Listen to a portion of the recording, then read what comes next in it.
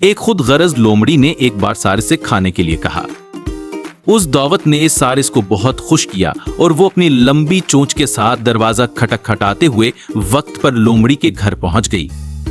लोमड़ी उसे खाने की मेज पर ले गई और इथले प्यालों में दोनों को सूप पेश किया।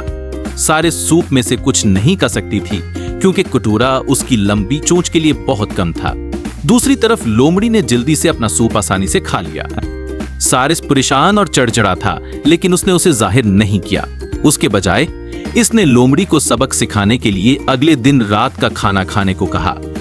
एक चालाक मुस्कुराहट के साथ सारिस ने सूप को 2 लंबे पतले गुलदानों में पेश किया।